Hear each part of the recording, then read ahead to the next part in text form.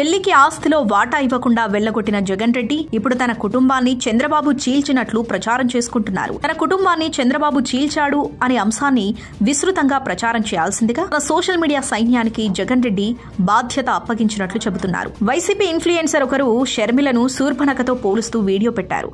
మరి షర్మిల శూర్పణఖ అయితే శూర్పణఖ అన్న రావణాసురుడు కదా, మరి జగన్ రావణాసురుడా అని సోషల్ మీడియాలో విపరీతంగా ట్రోలింగ్ జరిగింది. దాంతో సినీ నటిగా తనను తాను చెప్పుకునే ఆ వైసీపీ ఇన్ఫ్లుయెన్సర్ ఇక నోరు మూయాల్సి వచ్చింది. తన కుటుంబాన్ని చీలుస్తున్నారని జగన్ రెడ్డి చెప్పడంపై కూడా ఇప్పటికే చాలా జోకులొచ్చాయి. సొంత బాబాయ్ వైఎస్ వివేకానందరెడ్డిని ఎవరు చంపారో చెప్పాలని కూడా చాలా మంది ప్రశ్నిస్తున్నారు. జగన్ రెడ్డి చెల్లెలు షర్మిల పీసీసీ అధ్యక్షురాలిగా నియమితురాలైన తర్వాత జగన్ కు చెమటలు పట్టాయి. షర్మిల తన రాజకీయ గేమ్ ను ఆరంభించడంతో వైసీపీకి మరణ మృదంగం వినిపిస్తుంది. ఇప్పుడు జగన్ రెడ్డి తల్లి విజయలక్ష్మి విషయం ప్రముఖంగా ప్రస్తావనకు వస్తుంది. ఇంతకాలం విజయలక్ష్మి తన కుమార్తె షర్మిల వద్ద హైదరాబాద్ లో కాలం గడుపుతున్నారు.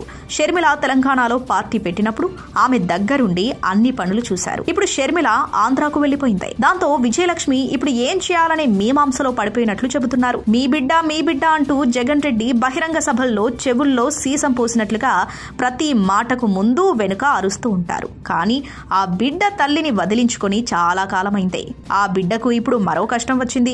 ఇప్పుడు ఆ తల్లి బిడ్డకు వ్యతిరేకంగా ప్రచారం చేయడం ఖాయంగా కనిపిస్తుంది.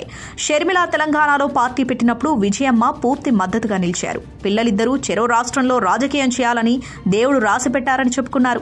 తన అవసరం షర్మిలకు ఎక్కువగా ఉంది కాబట్టి వైసీపీ గౌరవ అధ్యక్షురాలి పదవికి రాజీనామా చేశానని కూడా చెప్పుకొచ్చారు. కానీ ఇప్పుడు షర్మిల ఏపీకొచ్చేశారు. జగన్ రెడ్డి బలంపైనే గురిపెట్టారు. ఇప్పుడు కూడా విజయమ్మ కూతురు వైపే ఉండే అవకాశం ఉంది. ఇప్పటి వరకు విజయమ్మ కూతురు వైపే మొగ్గు చూపారు. కూతురుకు అండగా నిలబడమే ప్రాధాన్యత అంశంగా తీసుకున్నారు. జగన్ రెడ్డి ఇంటికి వెళ్లడం లేదు. షర్మిల తన కుమారుడి పిలుపు కోసం వెళ్లినప్పుడు కూడా విజయమ్మ షర్మిల వెంట లేదు.